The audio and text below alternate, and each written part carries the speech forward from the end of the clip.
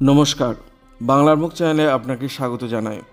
আজ শোনাবো অভিনেত্রী অপরাজিতা আঢ্যর জীবনের একটি অজানা কাহিনী। ছোট পর্দা হোক বা সিনেমা কিংবা ওয়েব সিরিজ, বাংলা ইন্ডাস্ট্রিতে দাপটের সঙ্গে কাজ করছেন অপরাজিতা আঢ্য। ইন্ডাস্ট্রিতে অভিনেত্রীর ঠোঁট কাটা নামেই পরিচিত। 18 গণ্ডি পার করার আগেই টলিউডে পা রেখেছিলেন তিনি। কেরিয়ারে একদম প্রথম দিকে বিয়ে করেন টেকনিশিয়ান অতনু হাজরাকে। আর বিয়ের পর কী কঠিন পরিস্থিতির মধ্যে তাকে পড়তে হয়েছে সবটা জানালেন একটি ব্যক্তিগত সাক্ষাৎকারে। অপরাজিতা আঢ্য জানিয়েছেন, তিনি সম্ভ্রান্ত উকিল পরিবারে জন্মেছিলেন। তার পরিবার আগাগোড়ায় খুবই কট্টর প্রকৃতির ছিল। অপরাজিতা বলেন, সম্ভ্রান্ত উকিল পরিবারে হলেও আমার মা ছিল ইস্ট বেঙ্গলের।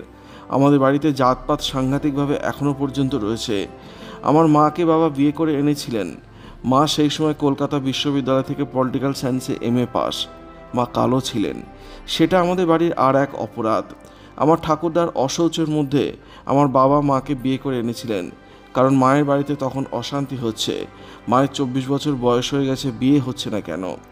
অপরাজিতা বলেন, আমার বাবা সেই সময় আমার মাকে বিয়ে করে আনেন।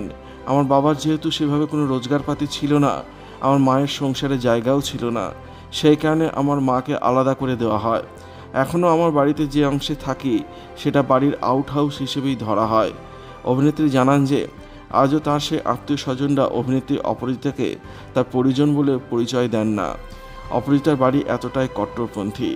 অভিনেত্রী আরও বলেন, আমি যেহেতু ইন্টারকাস্টে বিয়ে করেছি, আমার জ্যাঠামশাই বলেছিলেন আমি যখন মারা যাব তখন যেন মেয়ে দেখতে না আসে। তাই জ্যাঠামশাই মারা যাওয়ার পর আমাকে কিন্তু দেখতে দেওয়া হয়নি, ঢুকতে দেওয়া হয়নি ওই বাড়িতে। আমার স্বামীকেও দেখতে দেওয়া হয়নি। অভিনেত্রী বলেন, আমার নাম নিয়ে আমার কাকা জ্যাঠারা কখনোই সমৃদ্ধ হয়নি। পরিবারে এই গোঁড়ামিটা কিছুটা অভিনেত্রীর মধ্যেও রয়েছে বলে জানান তিনি। অভিনেত্রীর কথায়, আমি খুব আত্মবিশ্বাসের সঙ্গে না বলতে পারি, যেটা না সেটা আমার কাছে নাই। ভিডিওটি আপনার কেমন লাগলো কমেন্টের মাধ্যমে লিখে জানাবেন, আর অবশ্যই চ্যানেলটি সাবস্ক্রাইব করবেন। ধন্যবাদ।